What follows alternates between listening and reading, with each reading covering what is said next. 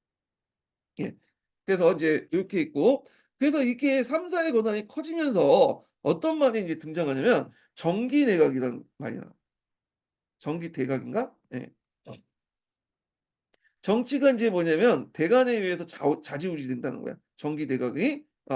그래서 이 말이 인제 성경 이후부터 연산군 그 후로 계속 이어져요. 예, 어떤 특정한 시대에 있었던 그 말이 아니라 그 이전부터 계속 있었다. 성경 이후부터 쭉 있었다는 걸 좀 기억을 해 두시면 되고 그래서 이 3 사는 막강한 인제 뭐냐면 권한을 갖고 있다.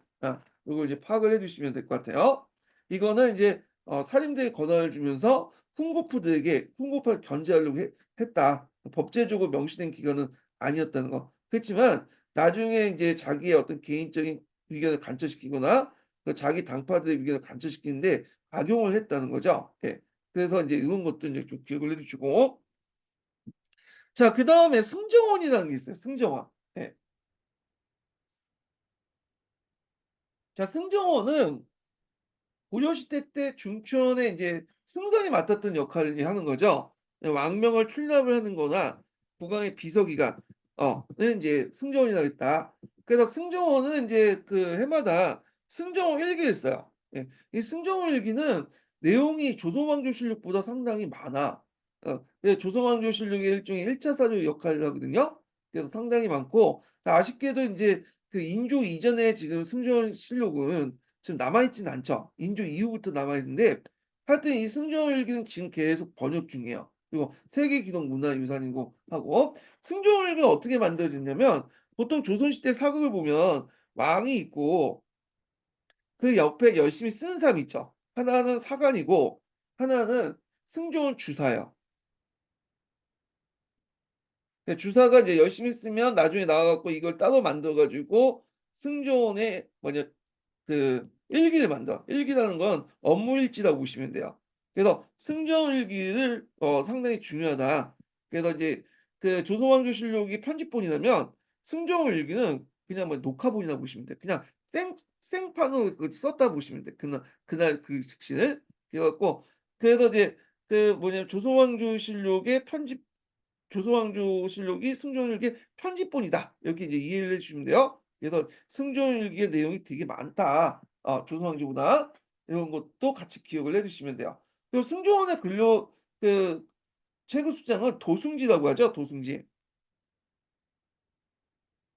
예, 도승지가 있고 이 도승지는 왕의 어떤 측근 세력이죠. 그리고 육방승지라 해 갖고 도승지 밑에 이제 각각의 업무를 맡고 있는 승지도 있어. 예. 이 각 조에 6조가 있으면 그거한테 육방이 있어 갖고 뭐 2조 이방승지 뭐 조 그래 갖고 육방승지가 있었다는 거. 예. 그래 갖고 이제 6개 각 분야의 승지들이 있다. 육방승지가 있다는 거 기억을 해 두시면 돼요. 자 그다음에 인제 사법기관을 보면 조선시대의 사법기관은 오늘날처럼 독립적으로 운영되지 않죠. 행정기관하고 사법기구가 좀 같이 겹쳐 있는 부분도 있어요. 예. 그래서 삼법사가 갖고 사헌부, 형조, 한성부가 인제 일종의 삼법사 역할을 했고 그다음 의군부라 해 갖고 국왕 직속 사법기관이 있어. 그래서 주로 인제 이거는 국왕 왕위에 관계되는 중재 제인들을 처리하는데 일종의 역모 사건들을 많이 처리했던 것이 의금부고 더 나아가서 국청이라는 게 있어요. 그래서 대역이나 모반 등 국가적 중재인을 신문, 재판하기 위해서 인시적으로 열었던 것이다. 예. 그러니까 이거는 의금보다 훨씬 더 세죠. 이거는 주로 이제 역모 사건이 심할 때 이렇게 이제 열었던 거고 이건 비상설직이야. 예, 이렇게 보시면 돼요. 그러다가 이제 조선 중기 때 상설됐다. 예, 특별기구 이렇게 보시면 되겠죠. 자 그다음에 인제 넘어가서 여기 좀 사관이 있어 사관. 이 사관을 설명해야 되겠네. 여기에 사관이 있는데 이 사관은 뭐냐면 교소관, 성균관, 예문관, 승무원이에요. 그래서 교소관은 이제 서적을 간행을 하거나 그다음에 성균관은 이제 최고 교육기관이죠. 그래서 예문관은 교서 뭐 이런 것들을 작성하거나 승무원은 외교 문서를 작성하는 기관이 있다. 이렇게 보시면 되겠고 그다음에 인제 있고 넘어가서 지방행정 조직을 보겠습니다. 지방행정 조직. 자 조선시대 때 지방행정 조직은 고려시대에 비해서 점점 중앙 집권화됐다. 이렇게 보시면 되겠죠. 그래서 지방 분권적이 아니라 중앙 집권적 어떤 체제를 갖고 있다. 이렇게 있는데 자 그럼 하나하나 보면요. 특징이 팔도로 구분됐다. 그래서 예전에는 이게 상행정 단위가 보통 도 남도죠. 오도가 있고 계가 있고 그다음에 경기 지역이 있죠. 이걸 하나로 해 갖고 이제 남도를 기준으로 해 갖고 팔도로 인제 구분했다는 거. 예. 해 갖고 인제 있는데 뭐 전라도, 경상도, 충청도 어느 날 쓰는 명칭 행정구역이 그대로 나오죠. 경상도는 명칭은 여러분 경주와 상주를 합쳐서 경상도고 그다음에 전라도는 전주와 난주를 합쳐서 전라도고 경기는 서울 경자잖아요. 서울 주변의 땅 해서 경기도로 가죠. 그래서 이렇게 도로 일원화시켰다. 최고 행정단위를 도로 일원화시켰고 그 밑에 이제 330여 개의 군을 수령을 파견했는데 그래서 예전에 조선시대 때는 그러니까 고려시대 때는 수령이 파견되지 않은 현들이 있었죠. 그래서 속현들이 있었잖아요. 근데 330개 군현이 이제 수령이 파견됐고요. 그다음 향서보고에 폐지되고 일반 군으로 인제 승격됐고 상대적으로 고려시대에 비해서 행정적 성격이 강했다. 그래서 이제 고려시대는 신분적 성격이 강한데 여기는 행정적 성격이 강하고 그리고 철저하게 토지 결부와 인구수에 따라서 이제 뭐냐면 주부 군현으로 나눴다는 거. 이게 특징이죠. 그리고 항리의 지위가 격화돼서 수령에 보좌하는 역할로 이제 떨어졌고 그 항리는 각어 시험을 보지 못해요. 과거 시험을 볼 수 있는 법제적 자격을 갖고 있지만 실제 여러 가지 간행적인 어떤 것들 만들어 가지고 보지 못하겠죠. 그래서 향리가 과거를 보려면 항상 수령한테 허락을 받아야 되는데 수령이 허가를 안 해 주죠. 그러면 향리는 과거지를 못 보는 거야. 예. 그래서 하여튼 이렇게 있고 그래서 고려시대 때 향리는 끊임없이 중앙정부의 어떤 새로운 피해를 공급하는 그 역할을 하는 데 반해서 조선시대는 그렇지 못했다. 그냥 차별을 받았다. 이렇게 보시면 돼요. 자 그래서 그 표도 잠깐 정리했는데 여기 보면 팔도 관찰사가 있고 그다음에 관찰사 밑에 부목군현이 있어요. 예. 그래서 토지 결수나 그다음에 인구수에 따라서 인제 이렇게 나눴던 여기에서 이제 부윤이라는 사람이 있는데 부윤은 종이품이에요. 이품인데 대개 보면 이 부여는 이제 누가 겸직하냐면 관찰사가 겸직을 해요. 예. 그래서 이제 부에서 실제로 통치자는 부사죠, 부사. 정삼품. 예. 그래서 이 부는 인제 원래는 계부라고 해서 고려시대 때 그 계부를 이제 설치해 놓으면 그 지역에 이제 식을 받고 식을 관리하는 관청을 계부라고 했거든요. 근데 계부가 점점 커지면서 부가 권한이 커지면서 뭐냐면 말 잘못했어요. 다시 할게요. 그래서 고려시대 때는 봉작제를 실시해 갖고 왕이나 왕자나 이런 사람들 아니 공신들에게 계부의 권한을 줬잖아요. 계부의 권한은 불을 개소할 수 있는 권한이에요. 불을 개소하고 거기에 이제 뭐냐면 관련된 단위를 뽑을 수 있는 권한을 이제 계부의 권한인데 그래서 부라는 것들이 있었어요, 고려시대 때도. 예. 근데 고려시대 부가 너무 힘이 커지니까 이게 이제 문제가 된 거야. 그래서 조선시대 때는 아예 부를 그냥 제도권 안으로 들어오게 된 거죠. 그래서 큰 행정 단위는 이제 그 당시엔 부라고 했다. 예. 이렇게 보시면 되고 그래서 실질적으로 부사가 인제 요 부를 이제 뭐냐면 통치를 했고 부가 설치되는 곳은 뭐냐면 이제 안동이나 창원이나 강릉 등등 군사적 요충지에 주로 이제 부가 설치됐다. 이렇게 보시면 되죠. 그다음에 목이라는 것이 있고 여기에 목사가 있고 그다음에 군수가 있고 현령이라는 곳이 있죠. 예. 현령, 현감인데 현령은 좀 큰 돌 단위고 현감은 좀 작은 단위 이렇게 보시면 돼요. 그래서 종오품이 되고 현령은 그다음에 현관은 종육품이 되는데 어떤 직이든 그 뭐냐면 창상관이죠. 지가 창하관은 임명을 안 해요. 그러면 이 부, 목, 군현 간에 어떤 상하 관계가 있었냐? 아니에요. 비록 이제 부사가 그 뭐냐면 여기 현관보다 품계가 높을지 몰라도 이들 관계는 상하 관계 아니에요. 관찰사와 뭐냐면 밑에 있는 부목군원이 일괄적으로 인제 연결되는 거야. 얘네들 밑에 이제 그지 관찰사와 부사, 목사, 군수, 현령이 상하 관계를 만드는 것이 부목, 군수 해 가지고 이렇게 부사가 뭐 목사와 밑에 부하 삼고 목사가 군수를 부하 삼고 그런 관계는 아니었다. 훈계만 낮을 뿐이지 서로 병렬적으로 관찰사 밑에 예속한 거고 다만 진간 체제에서는 약간의 이제 상하관계가 형성될 수 있어요. 그 뒤에 좀 얘기하고요.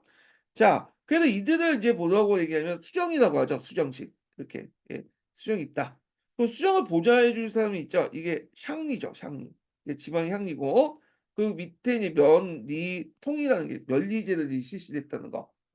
그래서 조선시대 면리제는 자연촌을 다니는 게 아니라 행정충통 단위를 했어요. 그래 갖고 인제 그 책임자 통주, 이정, 명장을 두고 향민중에 선임을 했죠. 그래서 조선 초기 때 그 지방 유지들이 인제 주로 선출됐고 조선 중기 때는 사림세력들이 이제 선출됐다는 거죠. 그래서 인제 면리제를 바탕으로 한 어떤 그런 자치 조직도 같이 아니 그 뭐냐면 조직도 있었다. 그 밑에 말단 조직까지 있었다는 거죠. 자 그럼 지방행정 계통을 크게 인제 뭘로 나누냐면 그 세 계통으로 나눠 볼 수 있는데 간치 계통 예 그 왕, 감사, 수령이에요. 간치 계통인데 요때 감사는 절도사예요, 절도사. 절도사 간찰사죠, 간찰사. 예. 향리 계통이나 뭐냐면 요건 간 계통 간이라면 요 니죠. 실무진 관련된 거야. 예. 잠깐만요. 니가 이렇게 쓰는 거죠. 그래서 하여튼 이 향리 계통은 아전층이에요. 경절이, 영리, 음리 이런 거고 자치 계통은 경제소, 요양소 이렇게 면임장인데 면장, 이장, 통장 이렇게 있죠. 요게 이제 자치 계통이야 이게. 향리는 향리 계통 그다음에 여기 얘네들은 간치 계통. 자 이런 것들이 상호 견제하고 균형을 이뤘다. 이렇게 보시면 될 것 같아요. 예. 자 그러면 수정직을 좀 볼게요. 먼저 볼 게 감찰사죠. 감찰사 감사라고 하고 종이품직이에요. 그러니까 당상관이라고 보시면 돼요, 이 당은. 그래서 이제 그 뭐 앞에서 이제 고려시대 안찰사라고 있었잖아요. 안찰사 오품에인데 비해서 상당히 품계가 높죠. 그리고 고려 말기 때 도관찰 출처사라는 이름이 있어요. 이건 이제 점점 품계가 높은 건데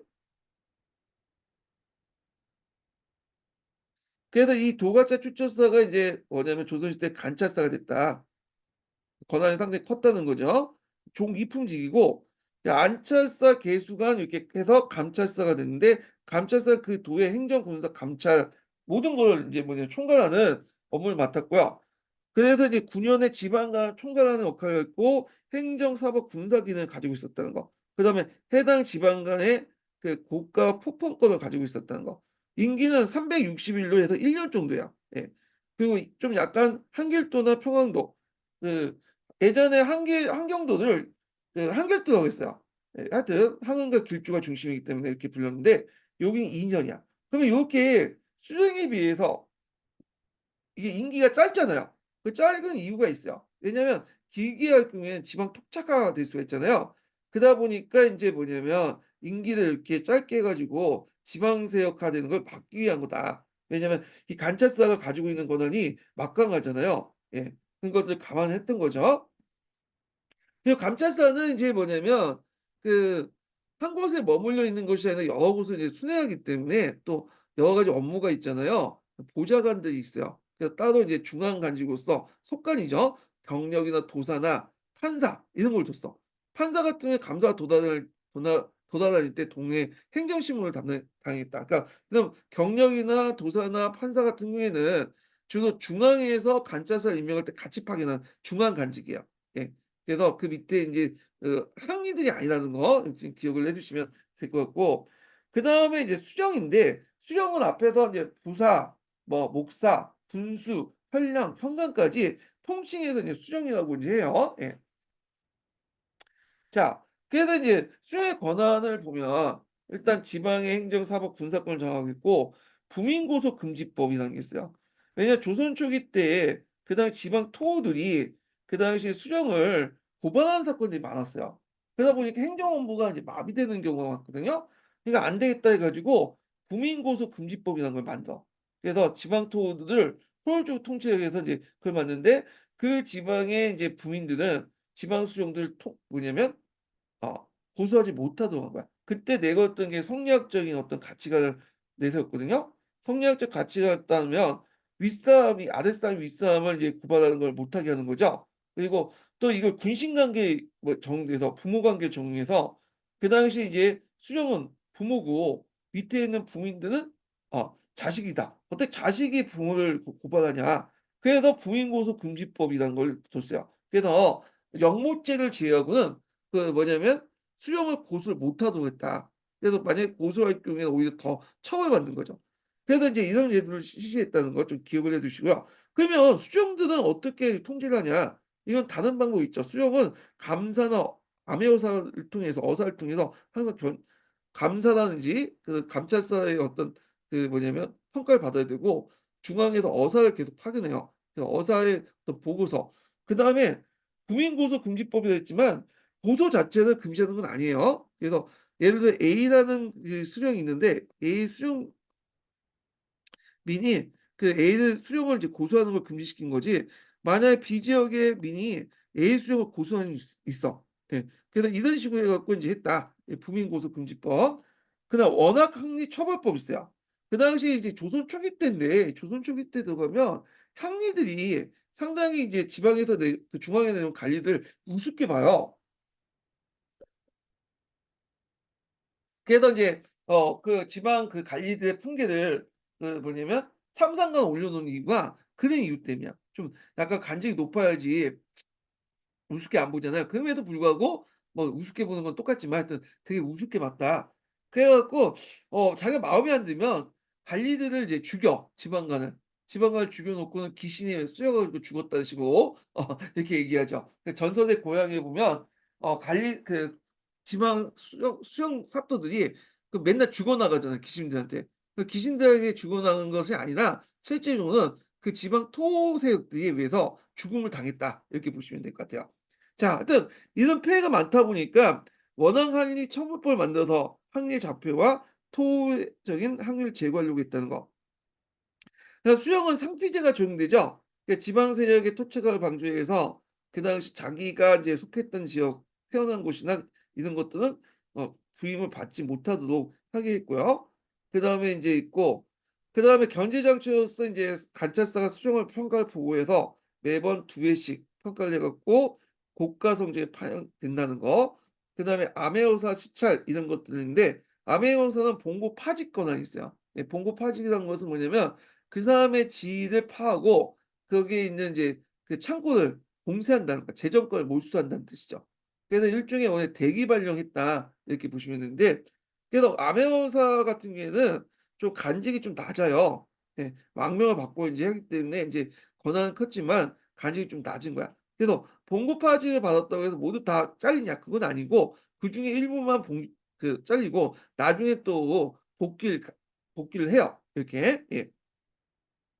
자 임기는 5 년인데 자 임기가 되게 크죠. 여기는 뭐 1-2 년밖에 안 되는데 이 5 년이 됐던 이유가 뭐냐면 수령이 이제 파견될 당시에는 지방 세력들이 컸기 때문에 지방 세력을 견제하려면 그 나라 그 지역의 실정 알 필요가 있잖아요. 그다음에 1-2년 가지고 안 돼. 그러니까 5 년을 설정했다. 이렇게 보시면 될 것 같고 그다음에 이제 수령의 임무를 볼게요. 그래서 이제 수령칠사라고 있어. 고려시대 수령오사에다 두 개를 이제 널리 덧붙인 건데 농장을 번성하고 호국을 증가하고 학교를 일으키고 요때 학교라는 것은 향교예요. 군정을 다스리고 이거는 진간체제와 연결돼 있죠. 뒤에 설명한 부역을 궁둥이 하고 소속을 간편하고 치안을 확보하는데 그중에 제일 중요한 게 동문제죠. 그래서 조세 공물 진수가 제일 중요했다. 그래서 요런 것들 좀 기억을 해 두시면 될 것 같아요. 예.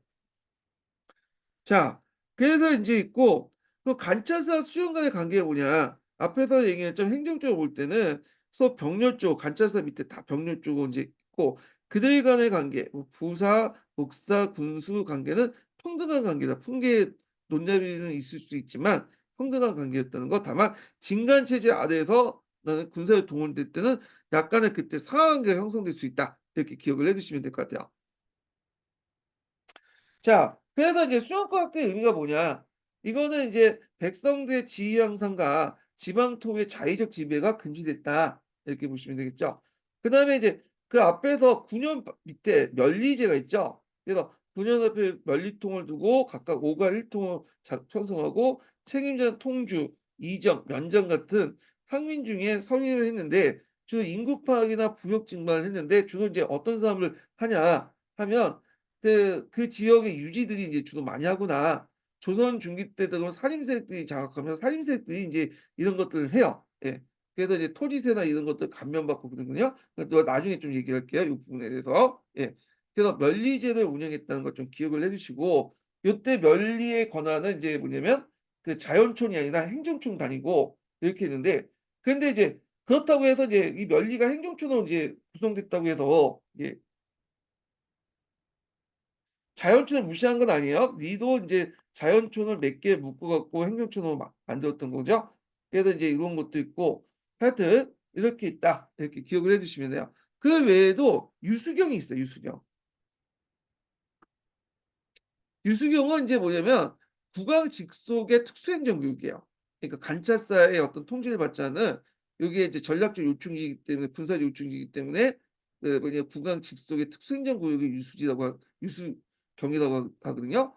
근데 유수경은 이제 서울 중심으로 이제 있죠. 그 북쪽에는 개성 유수가 있고 그래서 간첩 개성 유수부라고 하죠. 예. 하여튼 개성 유수가 있고 그다음에 뒤에 인제 이렇게 있는데 또 하나가 이제 수원 있죠. 수원. 수원 유수구. 수원 유수가 있고 그다음에 이제 그 서쪽에서는 이제 뭐가 있냐면 어 강화 유수가 있죠. 강화 유수. 강화 유수는 여기 이렇게 있다 보니까 강화도가 이제 그 서울 이렇게 들어가는 입구 있잖아요. 예. 그래서 이제 상당히 전략적 위치이고 그다음에 인제 이게 동쪽이죠. 동쪽 이게 서쪽이고 동쪽에 있는 것은 이제 강주 지역이죠. 강주 유수가 있어. 예. 그래서 이제 요게 이제 유습을 뒀다. 그리고 거기에 이제 뭐냐면 간략 유수관을 파견했는데 이 유수관은 정이품직이나 종이품직이야. 그래서 상당히 높은 관직이고 국왕이 직접 임명하고 국왕이 간환했다. 이렇게 보면 되고요. 그래서 이 유수관들은 개경 유수 그러니까 유수관들은 그 비변사 회의에도 참여했어요. 예. 그래서 요런 것도 같이 기억을 해 주시면 돼요. 그래서 북쪽, 남쪽 그다음에 서쪽, 동쪽, 동서남북에 서울에 오는 이제 입구에다가 유수경을 뒀고 거기에 이제 계속 유수구나 이런 관청을 두면서 유수관을 임명했다는 거 여기는 직할 도시다. 이렇게 보시면 되겠죠. 예. 자 그다음에 인제 유황소를 보겠습니다. 자 유황소는 앞에서 얘기한 것처럼 인제 자치계통에 해당하죠. 보통 이제 자치계통은 경제소가 있고 서울에 경제소를 통해서 유황소를 통제하죠. 경제소통의 유황소를 통제하고 그 유황소 밑에 면리제를 이제 운영하는 그런 제도인데 자 이 유황소 관련된 내용이 시험 문제에 한 3-4번 나왔어요. 한 2-3번 나왔나? 하여튼 되게 중요한 주제들이야. 그래서 이 유황소 이해하기 전에 유황소에 둘러싼 권력 관계를 좀 권력 다툼을 이제 이해할 필요가 있거든요. 그래서 이제 유황소를 둘러싸고 지방 세력 간의 어떤 권력 그 관계가 이제 있었는데 권력 그 대립이 있었는데 이게 크게 인제 초기를 이제 보면 초창기 때는 그 당시 국가 권력과 유황소의 대립이야.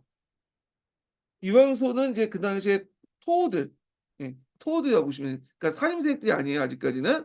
그래서 이제 이때 이제 집회가 계속 지속이 되고 폐지됐다가 다시 복구하고 이렇게 했는데 자 여기에서 이제 중기로 넘어가면서 이제 또 새로운 경향이 등장하죠. 요게 이제 누가 들어와요? 살인들이 들어와. 살인들이 유황소 독립운동을 통해서 이게 뭐냐면 자신의 권력 기관을 이제 만들려고 했죠. 근데 기껏 성종 때 유황소 독립운동에서 독립을 시켜 놨더니 그걸 누가 차지해요? 홍보 세력들이 차지하죠. 그래서 이제 홍보 세력들이 이제 이걸 차지하니까 또 살인들이 사마수를 만들잖아요. 그래서 중기 때 그러니까 인제 살인이 집권하기 이전까지의 인제 내용이에요. 요때는 인제 이렇게 이제 있고 그다음에 이제 살인들이 집권하고 나서 인제 조선 후기 때 들어오면서 이제 또 하나의 이제 또 권력 다툼이 일어났죠. 이거는 뭐냐면 18세기 중엽 때 일어났던 건데 이때 인제 뭐냐면 이제 신앙과 구왕의 인제 싸움이 일어나. 이때는 인제 뭐냐면 유황소라고 부르지 않고 향청이라 불렸던 곳이야. 향약이 행했던 곳이기 때문에 향청이었는데 신앙과 구향이 이제 일어났다. 이걸 향전이라고 하죠. 향전. 네. 그러니까 요 항전은 나중에 이제 좀 설명할게요. 그래서 정리해서 얘기하면 초기 때는 이제 국가 권력과 유황소, 토호들 간의 싸움이 있었고, 중기 때는 살인과 풍부세력대의 갈등. 그래서 이제 있고, 그다음에 이제 조선 후기 때는 이제 신앙과 국왕의 갈등, 향전이 일어났다. 이렇게 보시면 될 것 같아요. 그래서 유황소를 둘러싸고 이제 권력 관계에 대한 권력 다툼 관련된 내용을 봤고요. 마지막 인증번호 알려드릴게요. 마지막 인증번호는 50 번입니다. 네, 마지막 인증번호 50 번이에요.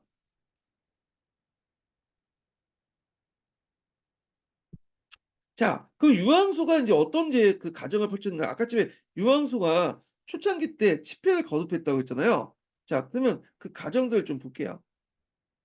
유황수의 기원을 고려 후기 때부터 이제 찾아볼 수 있는데, 그당시 유황 훈관들이 사신관 제도를 모방해서 조직을 했다. 요 관련된 내용이 이제 예전에 시험 문제에 나왔죠. 그래서 사신관 제도에서 유황수와 경제소가 이렇게 분화돼 나갔다. 이렇게 보시면 되겠죠.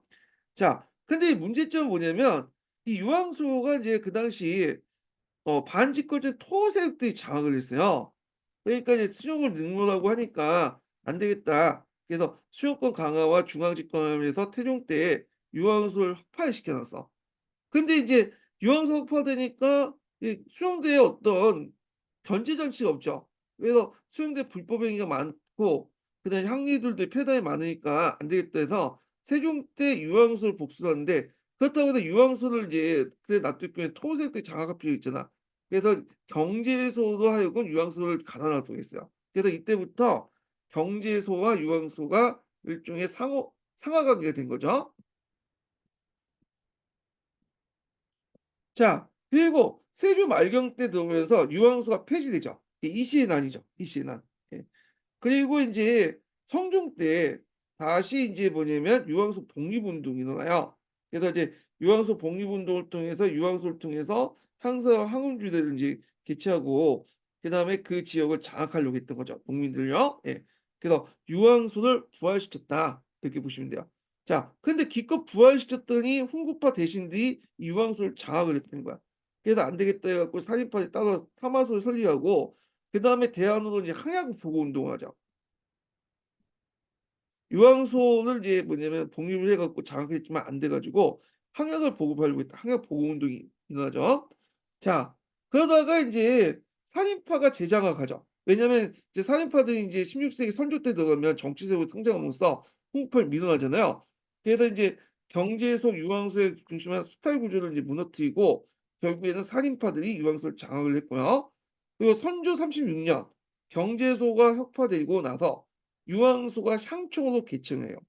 그래서 향총으로 이제 조선후기 때 불려지게 되는데, 향총이라는 것은 뒤에 이제 항약할 때 좀 얘기했지만 한약을 이제 그 뭐냐면 실시한 그 어떤 공간을 이제 항청이라고 하죠. 그래서 항청에서 이제 그 유황소에서 이제 뭐냐면 항약을 실시했기 때문에 따로 인제 이걸 향청이라 불렸다. 항약이 실시된 곳이라는 조선 후기 때부터 불려지기 시작했다. 이렇게 보시면 되겠죠. 자, 그래서 이제 관련된 사료들은 인제 쭉 있는데 한번 읽어 보시고요. 제가 기출문제 분석에다가 인제 적어 놓은 거예요. 자, 그러면 형성 배경을 보겠습니다. 자, 여마소초 유황풍관들이 그 당시 이제 고려시대 때 사신관 제도를 모방해서 조직을 했고요.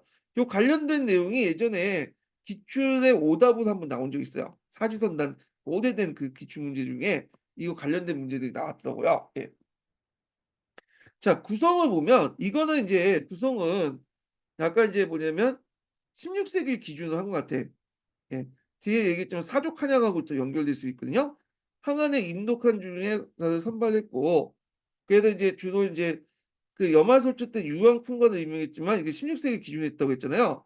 그래서 조선 중기 때 항안에 등재된 건 양반층 살인지였다. 요거.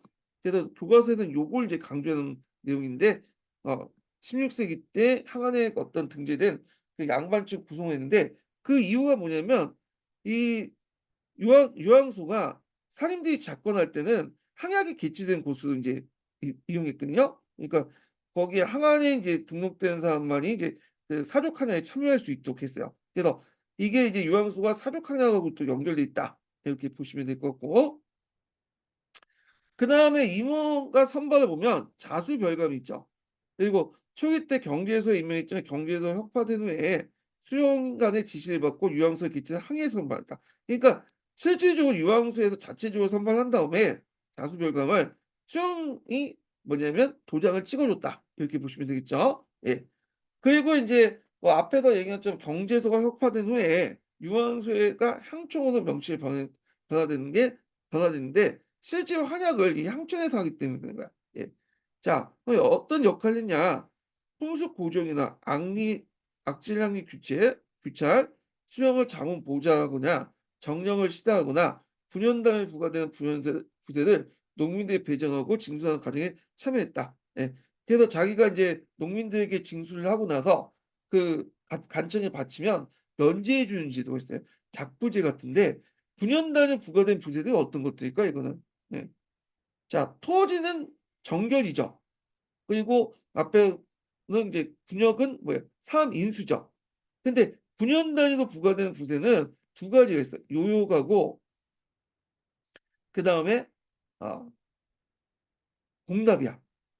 그래서 이제 이렇게 있고 그래서 요역의 큰 공 요역은 큰 범위고 요역의 큰 범위 안에 공납이 있어요. 공납은 인제 그 뭐냐면 노동력을 착취해 갖고 이제 뭐냐면 갖다 바치도록 한 거거든요. 그래서 이렇게 있는데 자 이때 인제 농민들을 배정하고 "너는 얼마나 인제 가지고 와. 노동력 얼마나 써." 배정하고 대신에 자신의 어떤 농지나 이런 데에 면세권을 이제 받는 거야. 자 이런 것들 작부제야. 작부제. 요 내용들 좀 기억을 해 주시면 될 것 같고요. 그 자율적인 규약인 항규가 적용된다. 앞에서 얘기했던 유황수는 향 향약하고 연결돼 있잖아요. 요걸 얘기한다. 예. 이렇게 보시면 되고 그리고 여론을 수정해서 백성을 교화시키는 데 있다. 그래서 후에 사람들이 유황수의 향상 항원주의를 이제 뭐냐면 유치시키려고 했고 수용 비행을 고발하는 역할도 했다. 이거 아마 16 세기 기준을 얘기한 것 같아요, 이거는요. 예. 그래서 유황소 관련된 내용을 이제 좀 보시고 유황소의 어떤 그 변천 과정 이런 것도 같이 기억을 해 두시고 그리고 이걸 항약과 연결돼서 인제 볼 수 있다. 항약과 연결된 부분은 나중에 뒤에 따로 이제 얘기를 할게요. 예. 자 경제소가 있죠. 경제소는 인제 명칭에서 인제 볼 수 있듯이 서울 경자에다 있을 짓잖아요. 그러니까 위치가 어 그 자치기구지만 실질적으로 어디에 있는 거야? 서울에 있는 거야. 그래서 서울에서 각 지역의 인제 출신의 고관들이나 관리들이 모여 가지고 만든 것이 경제소였다. 그래서 초창기 때 이 경제소를 통해서 유흥소를 통제하는 방식을 취했다는 거죠. 예. 자 그래서 인제 형성은 고려 말에 재경강인과 유황풍광이 분화되면서 재경강인들 서울에 올라오는 사람들은 경제소를 설립되고 유황풍관청 유황소를 설립했다. 이렇게 보시면 되겠죠. 자 그냥 구성을 보면 각 지방 출신 중앙관리로 구성됐고요. 예. 그래서 이제 서울에 설치됐고 예를 들어서 인제 뭐 경제소가 이제 여러 가지 있겠죠. 내가 이제 안동 지역에 이제 경제소라면 안동 출신의 중앙관료들이 여기 이제 그 구성된 거죠. 그리고 이 경제소와 항상 연락을 하기 위해서 영조리가 이제 감영해서 파견됐다는 거. 자 역할을 보면 유황수와 정부 사이의 기능을 담당했고요. 네 해당 지방의 재반사를 주선했고 그다음에 요걸 통해서 부세 운영 관장이나 경절이 사역이나 항리 규찰, 항풍 구현을 했다. 왜냐 앞에서 얘기한 것처럼 이제 유황수를 복류시킬 때 유황수를 견제하는 차원에서 앞에서 경제를 설치해서 유황수를 인제 뭐냐면 관할하라고 했잖아요. 그 의도가 이제 반영됐다는 거죠. 그리고 이제 그들에게 바치는 여러 가지 물품들 이런 것들은 아예 말 잘못했네. 하여튼 그렇게 했다는 걸 좀 기억을 해 두시면 돼요. 자 그리고 인제 좀 눈여겨볼 게 뭐냐면 경제소에서 인제 어떤 역이 있냐면 경주인 역이 있어요, 경주인. 그 경주인은 어떤 사람이냐면 원래 경주인은 향리들이 맡았죠. 지방 항리들이 인제 뭐냐면 올라와 가지고 경제소에 주재하면서 경제소하고 유황소 연결시켜 주는 역할을 했거든요. 그리고 여러 가지 이제 행정적인 실무적 역할을 동시에 했어요. 그때 인제 어떤 역할을 했냐면 중앙과 지방의 연락을 담당하거나 부세 상납을 주선하거나 그다음에 서울에 있는 해당 지방의 관리나 군인들이 신병을 책임지거나 지방의 공납물을 대납하거나 그래서 이제 경주인 역을 했던 사람들은 되게 보면 박납업자들이 되게 많아요, 박납업자들이. 예. 그래서 이거 예전에 한번 시험 문제 나왔죠. 자, 그래서 초기에는 경찰들이 담당했지만 이 경주 역을, 근데 나중에 인제 특히 이제 이 공납물 대납 업무 있죠. 이거 박납이 상당히 인기가 있으니까 권력과 상인들이 역을 매입해서 경주인 역 자체를 매입해 갖고 통일치했다. 그래서 이 경주인 역을 담당하는 사람들은 상당수가 박납업자들이고, 이 박납업자들은 대부분 그 뒤에 권력가나 상인들의 뒷배가 있다, 이렇게 보시면 될 것 같아요. 그래서 경주인역과 관련된 내용이 예전에 시험 문제 나왔고, 이게 이제 앞에서 경제소와 관련돼 있다, 이렇게 보시면 돼요. 예. 그래서 인제 이렇게 있고, 그다음에 이제 수령의 압력을 이제 뭐냐면 받게 됐는데 법제에서 관여하지 못하게 돼 있지만 실제로 관여했다는 거. 그래서 수령의 압박을 받는 게 아니라 수령의 압력을 행사했죠. 예. 그래서 원래는 하지 못하게 돼 있지만 수령을 알게 모르게 압박을 해서 자기 뜻대로 이제 관철시키려고 했다. 수령 입장 볼 때는 이제 부담감을 느낄 수밖에 없는 게, 경계소에 있는 그 간원들 자체가 고위직 관료들이잖아. 짬밥이 안 되죠, 속된 말로. 그러다 보니까 압박을 받으면 들어줄 수밖에 없어. 네. 그냥 뭐 이런 것도 있고, 그다음에 유황수의 항임 임명권, 아까 자수별관 임명권과 주요 공물 결정권을 설치했는데, 자, 근데 이제 경제소가 인제 홍보파들의 어떤 사적 기반을 확대하고 임진왜란 이후에 수용권이 강화되면서 선조 말년 때 폐지가 돼요. 자, 선조 말년 때 폐지되면서 경제소의, 그러니까 유황소의 이름이 청으로 바뀌죠. 예. 그런 것들 같이 기억을 해 주시면 되고요. 그러면 유황사 경제소의 의의가 뭐냐? 자, 지방 양반과 향유업주를 얻어 지방 통치에 효과를 제고시켰고, 그다음에 이제 지방세액의 견제로 중앙 집권을 강화시켰다. 근데 의미가 있죠. 경주인 역은 이제 나중에 제가 얘기했고, 이거 예전에 기출문제 나왔기 때문에 좀 기억을 해 주세요. 자, 기타 보면 영저지에서 감영에서 파견하는 게 있고, 경저지에 갖고 이제 앞에서 이 경주인역이 이제 그 연결돼 있죠, 이렇게. 지방에 서울 파견의 항리인데, 이들은 이제 중앙과 지방의 어떤 그 연락을 취하고 부세 상납을 주선하고, 그다음에 방납을 이제 그 공납을 책임지고, 그다음에 또 이런 것들. 그렇기 때문에 이게 폭리가 많기 때문에 나중에 인제 이렇게 권력과 상인들이 역 자체를 사 버린 거야, 경주역 자체를. 그래서 경절이가 담당했던 것을 권력가들과 상인들이 그 역을 사 갖고 자기 인제 뭐냐면 밑에 있는 머슴들이나 친척들이나 이런 사람들에게 이제 운영을 시키는 거죠. 예. 그런 것들과 이제 같이 기억을 해 두시면 될 것 같고요. 자, 그래서 이제 이렇게 해서 이제 한번 좀 봤고, 군역제도 관련된 내용을 좀 보는데, 이 군역제도 부분은 설명이 좀 길어질 것 같아. 예, 제가 또 약속도 있고 해 갖고 오늘은 여기까지만 하고요. 예. 다음 시간에는 군역제도와 군사조직 관련된 내용을 진행을 해 보겠습니다. 오늘 강의 들으셔서 수고하셨고요. 다음 시간에 뵐게요. 예.